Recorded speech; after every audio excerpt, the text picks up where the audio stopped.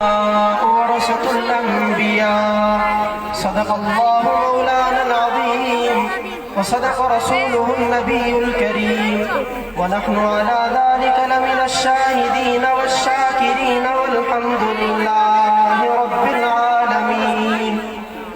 يا رب صل وسلم دائما أبدا أبدا على حبيبك خير الخلق كلهم. هو الحبيب الذي ترجع شفاعته لكل حول من الأهوال المقتهم. کہو تو راز حیات کہہ دوں، حقیقت کائنات کہہ دوں، وہ بات کہہ دوں جو پتھروں کے جگر کو بھی آب آب کر دے.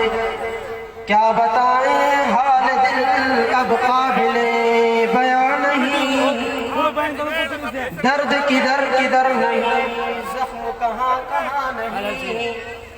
اور یہ کہ میں منت کش ہوا نہیں، جو زبان حق پہلے تھی کیا اب بھی وہی زبان نہیں.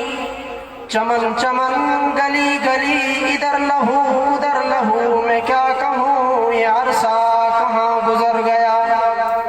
انتہائی واجب الاحترام حضرات علماء کرام، زعماء ملت، مشائخ عظام، اسلام کی زمینی و نظریاتی سرحدوں کے عظیم محافظوں، اور آج کی اس بابرکت محفل کے باسعادت جیالوں، تفصیلی بیان سفیر بھٹائی، امین بھٹائی، وکیل بھٹائی، شہباز بھٹائی، حضرت شاہ عبد اللطیف بھٹائی کے عظیم سپوت حضرت مولانا اسد اللہ کھوڑو حفظہ اللہ تعالی من کل شر فی الدارین کا ہوگا.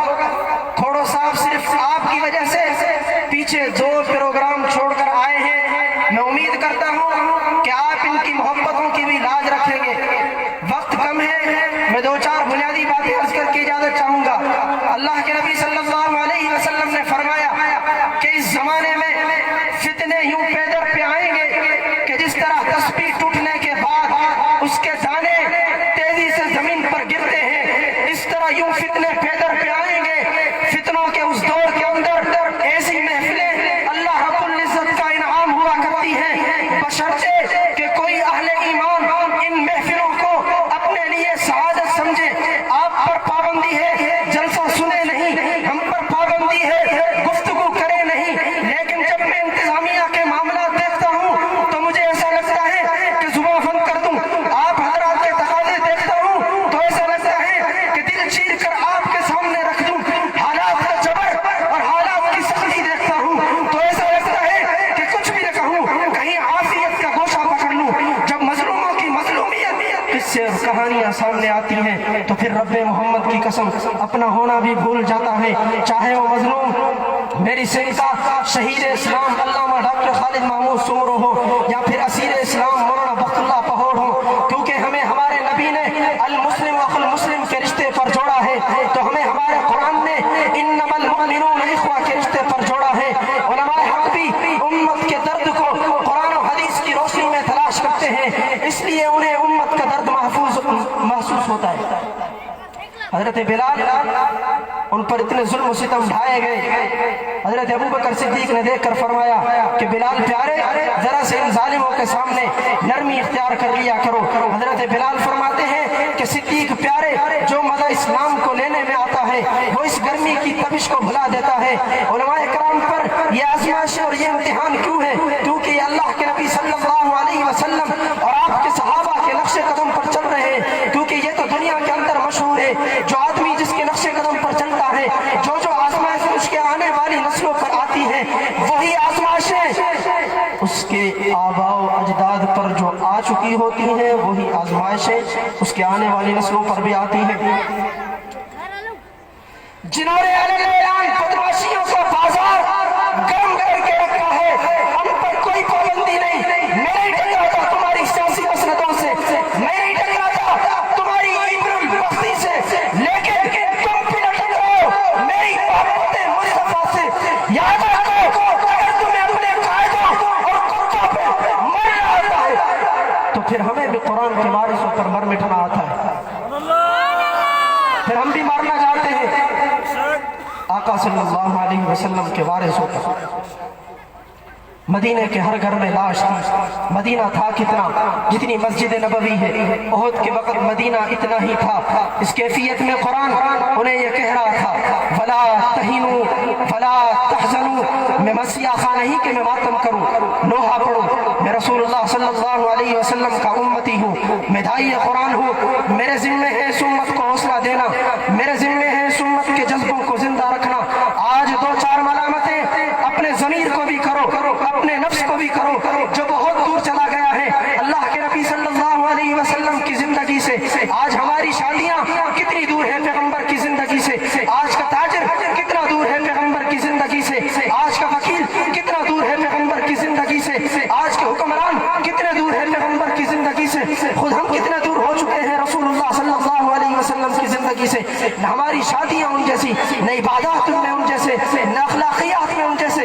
یاد رکھو آج اگر ہماری کمزوری نہ ہوتی تو دشمن میرے نبی کا چھٹا مذاق نہ اڑا تھا۔ ہم نے خود رسول اللہ کی امت کے پخیے اکھیڑے، کہیں عرب و عجم میں تقسیم ہوئی، کہیں قومیت میں تقسیم ہوئی، کہیں لسانیت میں تقسیم ہوئی، کہیں فرقہ واریت میں تقسیم ہوئی، یوں امت ٹکڑیوں میں بٹ گئی اور نحن الامہ کا نعرہ پیچھے رہ گیا۔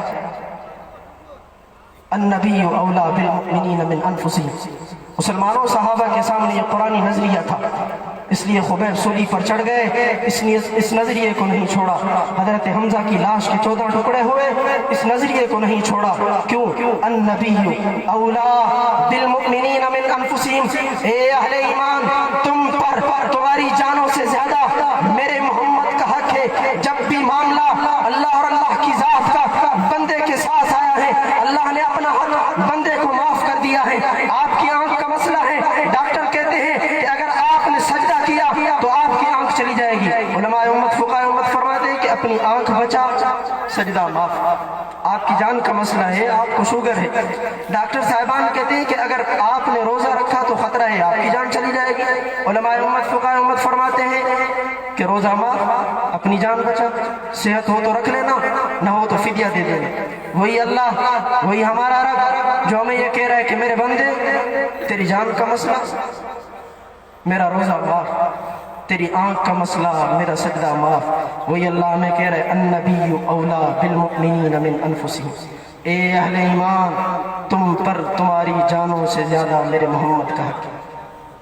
اللہ کے نبی صلی اللہ علیہ وسلم ایک دن شہر سے باہر نکل گئے، آقا علیہ السلام کی نظر قافلے پر پڑی، قافلے میں سے آپ نے قافلے والوں کو بولا، اس قافلے میں سے اللہ کے نبی صلی اللہ علیہ وسلم کو ایک اونٹ پسند آیا۔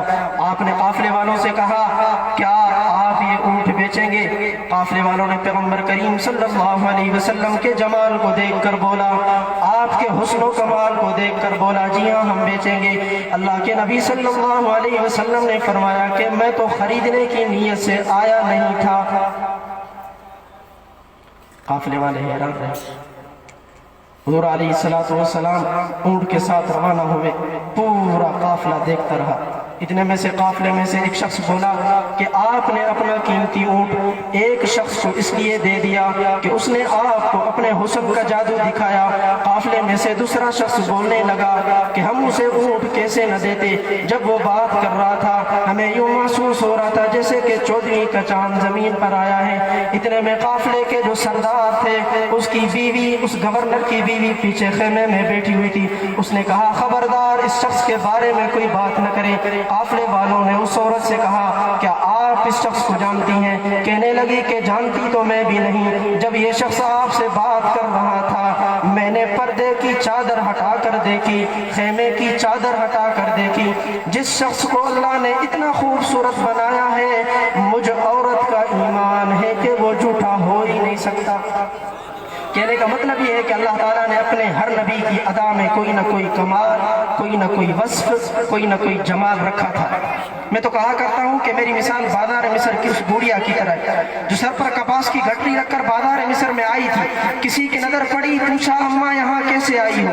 اس نے کہا کہ یوسف دکھ رہا ہے، یوسف کو خریدنے آئی ہو۔ اس نوجوان نے کہا کہ اماں یہاں یوسف کے بہت بڑے خریدار ہیں، یوسف کو خرید کر چلے جائیں گے اور تو یوں دیکھتی رہے گی۔ اس ماں نے رو رو کر کہا کہ بیٹا یہ تو میں بھی جانتی ہوں کہ یوسف کو خریدنا